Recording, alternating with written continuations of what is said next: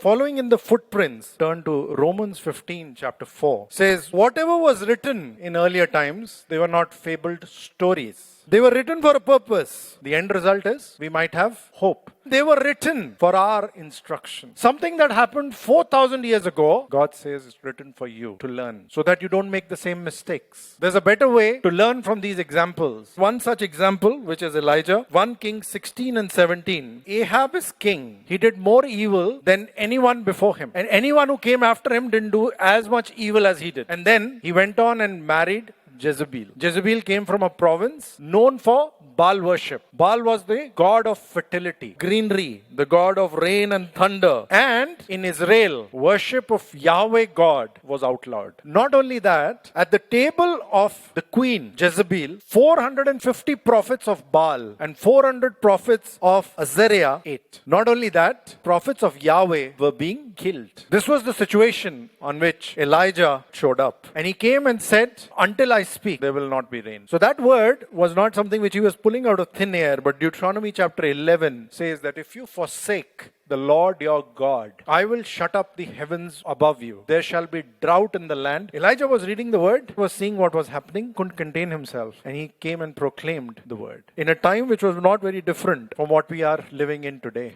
irrespective of consequences. Yet Elijah came and enforced that word. Through this journey, Elijah is learning development of his faith by trusting God, by obeying God. And one step at a time, God is revealing to him his plan. 1 Kings chapter 18 verse 1, God said, I am going to send rain. Verse 41, there was not even a cloud in the sky. And so even before there was a sign of any kind of rain, Elijah said to King Ahab, go, eat and drink, for I hear the sound of abundance of rain. Verse 4, King Ahab and Queen Jezebel were killing the prophets of the Lord. Verse 10, for 3 years, Elijah was being hunted down. And then Obadiah also tells Elijah, have you not heard what I have done? I have hidden 100 prophets. Elijah knew that there were 100 prophets of Yahweh still there. So Elijah then presents himself to King Ahab. He says, gather all Israel to Mount Carmel. Gather all the prophets. Now there was a setup at Mount Carmel for a duel. Elijah came to all the people and said, how long will you falter between two opinions? So he said, choose now. If Yahweh is God, follow him. If Baal, follow him. It's relevant for us today. Choose now. If Jesus is God, follow him. If the world is God, follow them. Why we are in the two boats at the same time? So in verse 24, then he says, you have a declaration that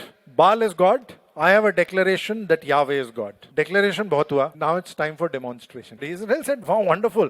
There is going to be a demonstration. We can choose. Very well. The prophets of Baal, not so much. They prepared the sacrifice and there is no answer. And the Bible records they were willing to sacrifice themselves only if Baal would answer. Baal never answered. When Elijah had to prepare the sacrifice, he called the people together. He repaired the altar that was broken down. He put the 12 stones in significance of something. It had been done before. And if fire came out from heaven, it was not random, because the Bible records that it was time for the evening sacrifice. Who instituted the evening sacrifice? God did. Verse 38, declaration followed by demonstration, sign of a revival. As we proceed from here, the Bible doesn't hide the fallacies of its characters. That after the great victory comes the great disappointment, comes the great dejection, despondency. And the New Testament agrees with this. We see Elijah is not perfect. James records that Elijah had a very nature like you and me. That if a man like Elijah can become despondent, so can we. If he can feel dejected, so can we. So who is Elijah? The record says 33 times he has been mentioned in the New Testament. He was one of the 2 people who never saw death. When Jesus is transformed, he shows up along with Moses, discussing about Jesus' journey to the cross. Jesus himself talked about Elijah. There was a promise on the life of John the Baptist that he will come in the spirit of Elijah. And yet, after great victory until chapter 18, in chapter 19, we see great discouragement. So, what was the reason for his discouragement? There was a real threat. He had a letter from Jezebel. And this time he was fleeing not because God asked him to go. He was fleeing on his own, because when he saw it, he ran for his life. He ran 20 miles. So he was emotionally, physically exhausted. He had very unrealistic expectations. And then there is loss of focus, self-pity. So these were the reasons in Elijah's life. And that is why he was discouraged. And he was sitting under the juniper tree asking God that I want to die. Following on from here, God deals with him very wonderfully. He had physical and emotional exhaustion. So God dealt with that first. There was renewal, there was rest. And then he takes a journey into the wilderness towards Mount Sinai. Verse 9 says, the word of the Lord came to him and said to him, what are you doing here, Elijah? What was the word earlier God sent him? Go there. I have commanded the ravens to feed you there. Go to Zarephath. I have commanded the widow to feed you there. Now God asks him, what are you doing here? What did Elijah answer? Verse 10, I have been very zealous for the Lord God of hosts, for the children of Israel have forsaken your covenant, torn down your altars, killed your prophets with the sword. I alone am left. And then there was a still small voice.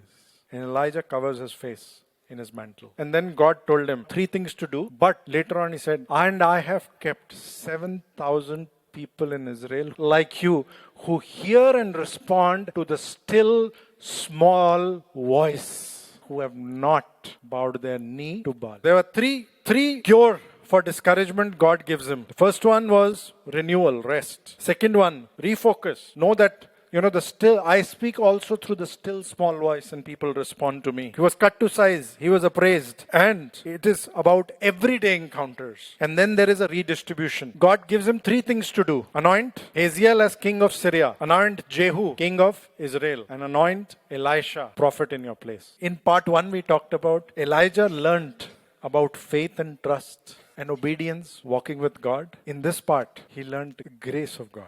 So discouragement can come to anyone. It can come to Elijah, it can come to us, but does not mean that you are deficient.